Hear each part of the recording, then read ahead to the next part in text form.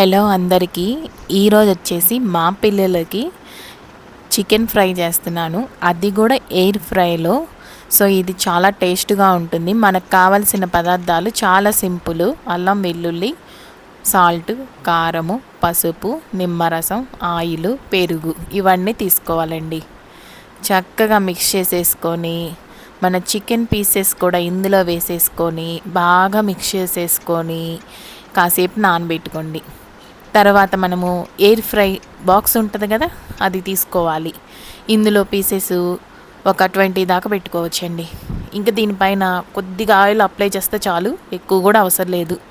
మంచిగా కుక్ అవుతుంది, ఎర్రగా వస్తుంది, కాలిద్ది, మంచి టేస్ట్ వస్తుంది. చూడండి, ఫస్ట్ మనము 200లో పెట్టేసేసుకొని అలానే 10 మినిట్స్లో పెట్టేసుకొని ఇలా కుకింగ్ చేసేసుకోవాలి.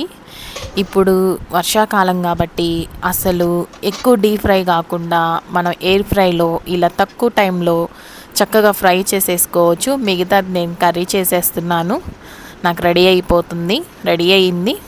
ఇప్పుడు వచ్చేసి ఎయిర్ ఫ్రై చూస్తున్నాను, ఇది కూడా రెడీ అయిపోయింది. వావ్, సూపర్గా ఉంది కదా, అసలు మంచిగా ఫ్రై అయింది. అసలు పిల్లలైతే బాగా ఇష్టపడతారండి.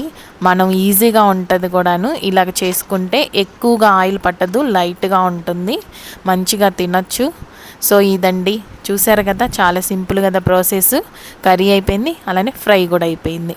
ఇప్పుడు వచ్చేసి మనము ఈ పిండి మనం ఇడ్లీకి కానీ దోశలకు కానీ యూస్ చేసుకోవచ్చండి. ఎలా అంటే మనము మినపగుళ్ళు 1 గ్లాస్ తీసుకున్నామంటే ఇడ్లీ రైస్ కంపల్సరీగా 2 గ్లాసులు తీసుకోవాలి. మెంతులు వచ్చేసి కూడా 2 టేబుల్ స్పూన్లు తీసుకోవాలి. ఇవి 2 చక్కగా నానబెట్టుకోవాలి, గ్రైండ్ చేసేసుకోవాలి. గ్రైండ్ చేసుకున్న పిండిని గిన్నెలో వేసేసుకొని మూత పెట్టేసుకొని మనము నైట్ అంతా బయటే ఉంచాలండి. తెల్లారినాక మీకు చూపిస్తా, చూడండి, ఇదిగోండి ఎలా పొంగిందో చూసారా. అసలు ఇడ్లీ అయితే సూపర్గా ఉంటాయి, వేసుకోండి. దోశలు కూడా సూపరు, నేను దోశలు వేస్తున్నాను ఈరోజు.